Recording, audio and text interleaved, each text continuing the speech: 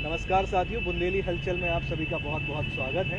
और इस वक्त हम हैं बुंदेलखंड मेडिकल कॉलेज के कैंपस में। और आज का जैसे कि आज सुबह से ही बारिश हुई है तो आज भी ठंड बढ़ गई और ओवरऑल देखें तो ये ठंड का ही मौसम चल रहा है। और इस ठंड के मौसम में हमें बेहद ध्यान रखना होता है अपने स्वास्थ्य का। और ठंड के कारण न जाने ऐसी कितनी सारी बीमारियाँ हैं जो हम जिनसे अछूते हैं या जिनके बारे में हमें जानकारी ही नहीं है कि ये बीमारी हमें ठंड के कारण से हुई है। अब ऐसे में हम कैसे उस फाइंड करें कि हमें ये बीमारी ठंड के कारण हो रही है या तकलीफ़ जो हमें हो रही है वो ठंड के कारण हो रही है, उसके लिए ज़रूरत पड़ती है विशेषज्ञ की।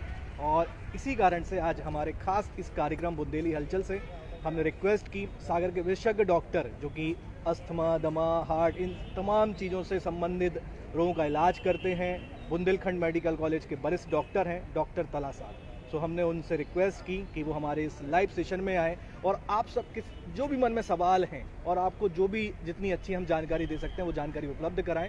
तो अब देरी ना करते हुए मैं डायरेक्ट आप सभी को मिलवाता हूं विशेषज्ञ डॉक्टर तला साहब से। सर बहुत बहुत स्वागत है आपका बुंदेली हलचल में। और एक बार हम पुनः जुड़ चुके हैं और काफ़ी सारे लोग भी हमारे साथ जुड़ते जा रहे हैं। और लोगों के लिए भी सबसे पहले मैं बता दूं, आपके मन में भी अगर इस लाइव सेशन के बीच में कोई सवाल आता है तो आप बिल्कुल डॉक्टर सर से वो सवाल पूछ सकते हैं। सर बहुत बहुत स्वागत है। और जैसे कि मैंने रूपरेखा में बताया कि ठंड का मौसम है और इस ठंड में सबसे पहले कुछ ऐसी बारीकियां आप हमारे दर्शकों को बताएं कि कैसे भी अपने स्वास्थ्य का ध्यान रखें। धन्यवाद। मैं डॉक्टर तलहा साद, विभाग अध्यक्ष एवं सह प्राध्यापक टीबी एवं चेस्ट विभाग में काफ़ी लंबे समय से कार्यरत रहा हूं। और जो ये मौसम जो अभी जिस तरह से बदला है और ये जो ठंड का मौसम आया है, इस मौसम में जो है वैसे हम लोग इसे हेल्दी सीज़न कहा करते हैं। हेल्दी सीज़न, इस हेल्दी सीज़न का मतलब क्या हो रहा होता है और इस हेल्दी सीज़न के बाद भी कुछ एक खास बीमारियां हैं जो इस ठंड का इंतज़ार करती हैं और इस ठंड के समय में काफ़ी ज़्यादा बढ़ जाया करती हैं। इस हेल्दी सीज़न का तात्पर्य ये रहा करता है कि हमारे यहाँ भारतवर्ष में आप लंबे समय से देखते आ रहे हैं कि मलेरिया का बहुत ज़्यादा बड़ा प्रकोप रहा करता है। और मलेरिया एक बहुत बड़ा कारण रहा करता है जिसमें कि काफ़ी ज़्यादा जो है मृत्यु हो जाया करती है। और ये बारिश होने के बाद, जुलाई के बाद से ये वाला जो है, जैसे ही मौसम बारिश का हो जाया करता है तो जुलाई, अगस्त, सितंबर, इसमें मलेरिया का काफ़ी ज़्यादा प्रकोप बढ़ जाया करता है और इसमें काफ़ी जानें चली जाया करती हैं। इसके विपरीत जो ये समय था जिसमें कि एक मच्छर से संक्रमित बीमारियां जो कि बारिश से में बढ़ जाया करती हैं, वो बीमारियों का जो सीज़न है वो जुलाई, अगस्त, सितंबर रहा करता है। और जैसा कि आपने इस साल भी देखा कि किस तरह से तेजी से डेंगू फैला, तो ये आप देख सकते हैं कि डेंगू एक जो कि मच्छर से फैलने वाली बीमारी है, जो मलेरिया जो कि एक मच्छर से फैलने वाली बीमारियां हैं, ये सभी जुलाई, अगस्त, सितंबर वाले सीज़न में ज़्यादा बढ़ रही होती हैं। और इसीलिए जो है आमतौर से जो ठंड का मौसम रहा करता है हम इसे हेल्दी सीज़न कहा करते हैं। लेकिन इस ठंड के सीज़न में दो एक बीमारियां काफ़ी ज़्यादा बढ़ जाया करती हैं और इनके बढ़ने का कारण जो है अगर आपको समझ में आएगा तो आप इससे बेहतर बचाव कर पाएंगे। इसमें सबसे पहली चीज़ है वो है हार्ट अटैक। आप बहुत ज़्यादा अपने नज़दीकी रिश्तेदार लोगों में देख रहे होंगे कि फलाने को जो है हार्ट अटैक आ गया, फलाने को हार्ट अटैक आ गया। ऐसी क्या बात हो जाया करती है कि इस ठंड के समय में हार्ट अटैक की संख्या काफ़ी ज़्यादा बढ़ जाया करती है? इसको समझने की ज़रूरत है कि इस ठंड में क्या परेशानी आ जाती है। और इस ठंड में जो कारण हार्ट अटैक के हो रहे हैं वही कारण जो है और दूसरी बीमारियों को बढ़ावा देने के लिए भी हो रहे होते हैं। और दूसरी 3-4 बीमारियां जो इस ठंड में बढ़ रही होती हैं वो है सांस से संबंधित बीमारी।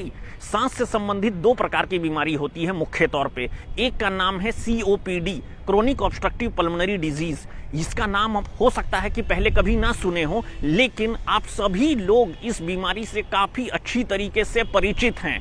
जो धूम्रपान से संबंधित बीमारी होती है उसी को COPD कहते हैं। और ये जो धूम्रपान से संबंधित बीमारियां जो होती हैं सांस की, वो भी इस ठंड के समय में काफ़ी ज़्यादा बढ़ जाया करती हैं। और जो दूसरी बीमारी है वो है ब्रोंकियल अस्थमा। ये सभी बीमारियां जो हैं इस ठंड के समय में काफ़ी ज़्यादा बढ़ जाने की आशंका रहा करती है। सबसे पहले जो हार्ट अटैक वाली जो बात हो रही होती है और जो ये स्ट्रोक वाली, स्ट्रोक मतलब कि जो लकवा वाली बात हो रही होती है, ये सभी ऐसी क्या बात हो जा रही होती है कि ठंड के समय काफ़ी ज़्यादा बढ़ जाया करती है। अगर आप अभी अस्पताल में देखेंगे तो अस्पताल में कम से कम 25% जो कि बिस्तर है उनमें हार्ट से संबंधित बीमारियों की संख्या बढ़ गई है। ठीक है, होता दरअसल ये है कि जो ठंड के समय में फ्लू इन्फ्लुएंजा जो होती है वो इन्फ्लुएंजा से संबंधित, जो कि आप इसको सीजनल फ्लू बोलते हैं या सर्दी जुकाम आप जिसको बोलते हैं, ये सर्दी जुकाम मुख्य तौर पे एक वायरल बीमारी होती है। और इस वायरस का नाम जो है ये फ्लू जो हो रहा है ये इन्फ्लुएंजा की वजह से हो रहा है।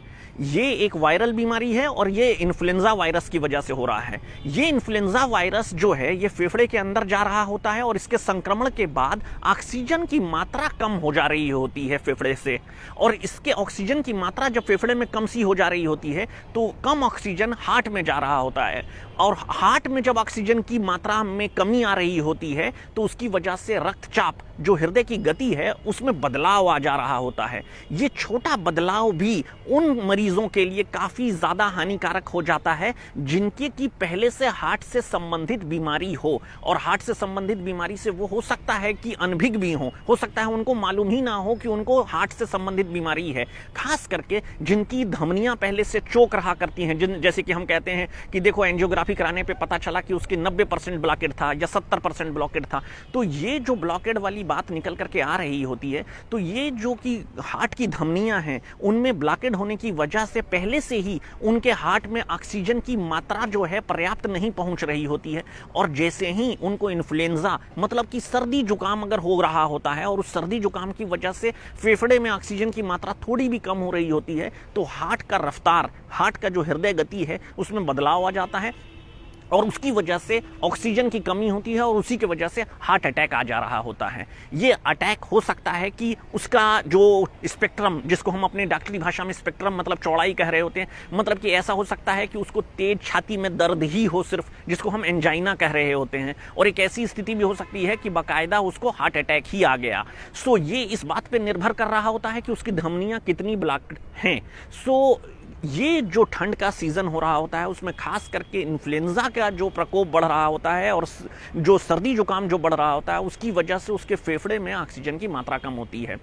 यही जो सारी बातें हैं सीओपीडी की बीमारी में भी हो रही होती है कि वहाँ पर उसको हल्का सर्दी जुकाम भी हुआ। जो भी सीओपीडी के ग्रसित मरीज होते हैं, जो सांस से ग्रसित मरीज होते हैं, वो इस बात से भली भांति परिचित होते हैं कि उनकी तबीयत बिल्कुल बढ़िया रहा करती है, उनकी सांस लगभग बेहतर बनी हुई होती है जो भी वो दवाइयाँ ले रहे होते हैं। और उसके पश्चात ही उनको कभी हल्की फुल्की सर्दी जुकाम हुआ और दूसरे तीसरे दिन उनकी सर्दी जुकाम में खांसी बढ़ गई और चौथे पांचवें दिन से जो है उनको सांस की परेशानी बन गई। तो ये जो पूरा क्रम है यहाँ पर भी वैसे ही लगभग चल रहा है कि इन्फ्लुएंजा जो कि उनको सर्दी जुकाम का वायरस जो है उनको ग्रसित हुआ और उसके बाद शरीर में ऑक्सीजन की कमी आई और वो ऑक्सीजन की कमी उनके लिए काफ़ी घातक साबित हो गई और उनकी जो है सांस पूरी तरह से उखड़ने लग गई। इसी तरह से जो ब्रोंकियल अस्थमा के जो मरीज हो रहे होते हैं उनमें भी जो है ये इन्फ्लुएंजा जो है एक एलर्जी के तौर पर काम कर रहा होता है और उनकी जो सांस जो है जो कि बेहतर रहा करती है वो बिल्कुल बढ़िया रहा करते हैं अस्थमा के मरीज। और ठंड के समय में उनको हल्का सर्दी जुकाम हुआ और फिर दूसरे तीसरे दिन उनकी खांसी बढ़ी और चौथे पांचवें दिन से उनकी सांस की परेशानी बढ़ने लग जा रही होती है। जो भी इससे ग्रसित बीमारी से लोग होते हैं वो इस पूरे क्रम को अच्छे तरीके से जानते हैं कि उनकी तबीयत खराब बिल्कुल नहीं थी, बिल्कुल अच्छे थे और एकाएक से थोड़ी सर्दी जुकाम हुई और उसके बाद ये सारी समस्याएं बढ़ती चली गई। अब यहाँ से दो बातें निकल करके आती हैं। पहली बात तो ये है कि हम इस तरह कैसे इससे बचाव करें और दूसरे नंबर बात पे ये निकल करके आ रही होती है कि हमें कैसे अपने खान पान में इन सभी चीज़ों का ख्याल रखने की आवश्यकता हो रही होती है।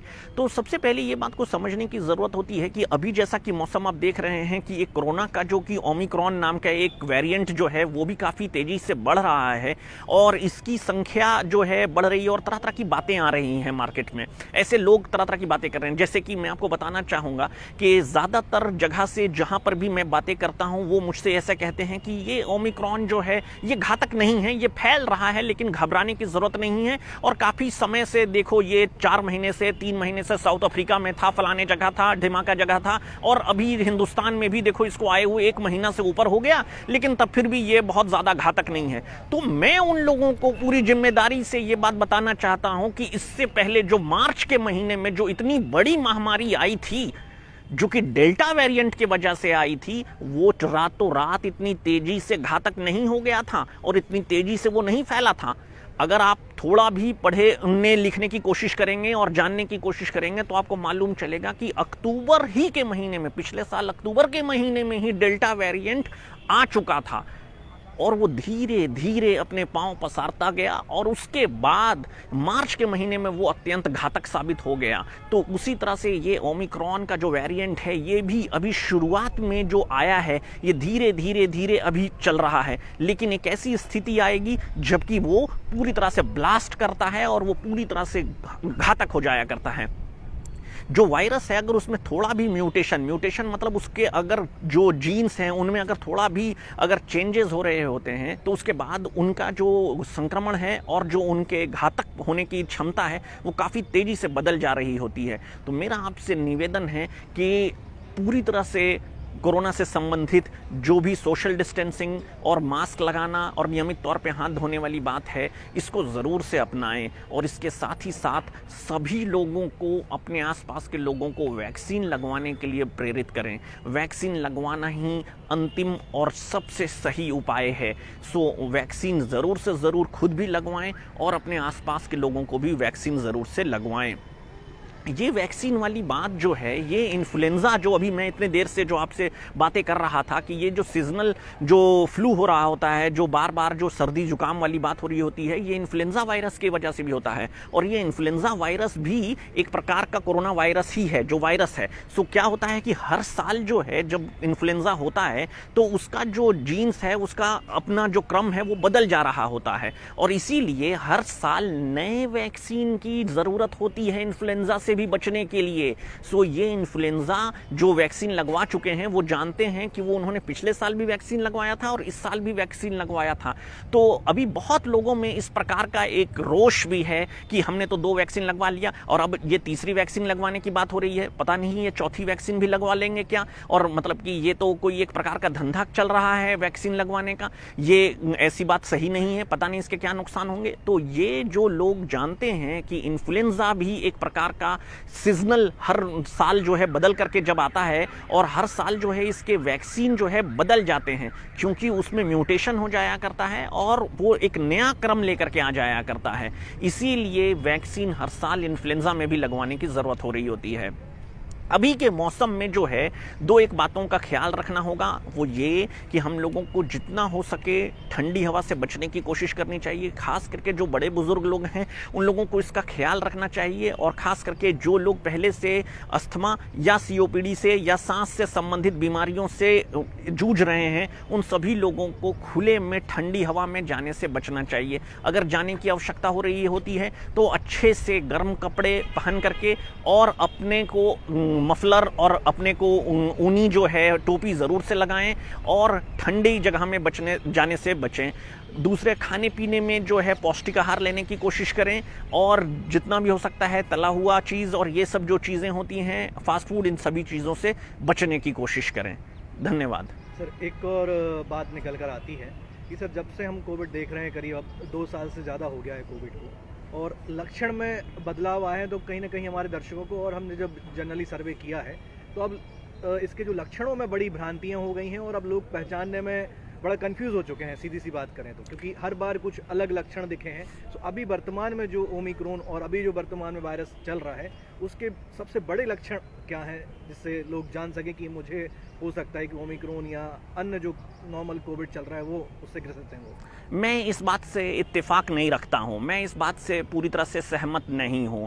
ऐसा इसलिए आपको बताना चाह रहा हूं कि जहां से हम लोगों ने इस कोरोना को देखना शुरू किया तो जब शुरुआत कोरोना का रहा, जब शुरुआत में आप अगर पीछे से याद करने की कोशिश करें कि 2020 मार्च के बाद से जब से हम लोगों ने इस बात से देखना शुरू किया कि कोरोना के क्या लक्षण हो सकते हैं, तो बुनियादी तौर पे लक्षण अगर आप देखेंगे तो बुखार आ रहा था, गले में खराश आ रहा था, सूखी खांसी आ रही थी और उसके बाद जो है मुंह का स्वाद और नाक में सूंघने की शक्ति चले जाना वाली बात हो रही थी। ये सारे जो कि सिम्टम्स थे, ये जो सारे लक्षण थे, ये हल्के लक्षण थे।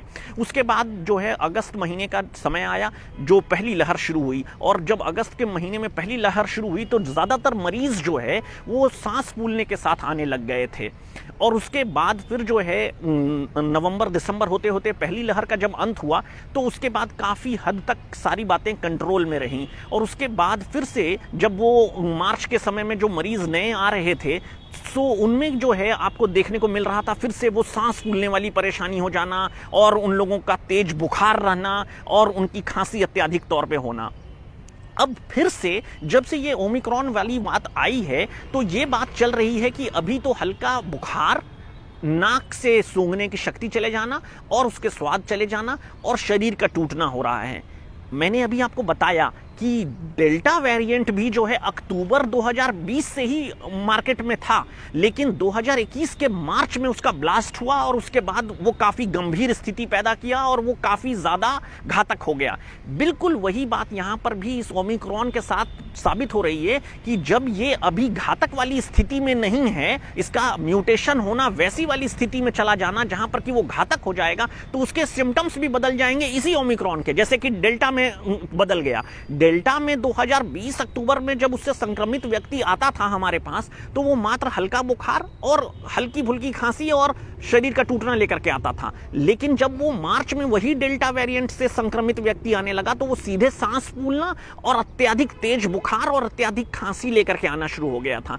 वही मैं आपको बताना चाहता हूं कि जो अभी ओमिक्रॉन का वेरिएंट है वो इतना ज्यादा घातक नहीं है, लेकिन वो उसकी संक्रमण की शक्ति काफी तेज है। ऐसा बताने को मिलता है कि 50 से 300 गुना ज़्यादा जो डेल्टा वेरिएंट था उसके अपेक्षा में ये संक्रमण की शक्ति रखता है, लेकिन घातक इतना ज़्यादा नहीं है। लेकिन ये वही वाली बात होगी कि 4-5 महीने जब ये मार्केट में रह लेगा तब फिर इसके भीतर हो सकता है कि ऐसा म्यूटेशन हो जाए कि ये घातक हो जाएगा, और जैसे ही घातक होता है तो उसके सिम्टम्स बदल जाते हैं। अभी हल्का बुखार होना, हल्की फुल्की खांसी रहना, शरीर का हल्का टूटना और सूंघने और स्वाद की शक्ति चला जाना, बस इतने ही सिम्टम्स अभी हैं। अभी कोई अत्यधिक खांसी या अत्यधिक सांस फूलना, ये सभी सिम्टम्स इसके ओमिक्रॉन के नहीं हैं, लेकिन जब वो घातक हो जाता है तो उसके सिम्टम्स भी बदल जाते हैं। चलिए, बहुत बहुत धन्यवाद सर अपने सभी दर्शकों से कि आप सर की इन तमाम बातों का विशेष ध्यान रखें और सुरक्षित रहें, स्वस्थ रहें। आपके स्वास्थ्य की हमें काफ़ी फिक्र होती है, हम अपने चाहते हैं कि अपना शहर, अपना प्रदेश, अपना देश स्वस्थ रहे, आगे बढ़े। और ऐसे जो भी आपके मन में कोई सवाल हैं, आने वाले भविष्य में भी आप हमसे मैसेज कर सकते हैं। सो हम बिल्कुल कोशिश करेंगे अपने विशेषज्ञ डॉक्टर तलासाद सर से उन समस्याओं का निवारण आपसे करें। और सर आपका बहुत बहुत धन्यवाद, ऐसे ही आप हमारे साथ जुड़े रहें, हमें जानकारियाँ देते रहें। सर पुनः बहुत बहुत धन्यवाद पूरी टीम की ओर से। धन्यवाद।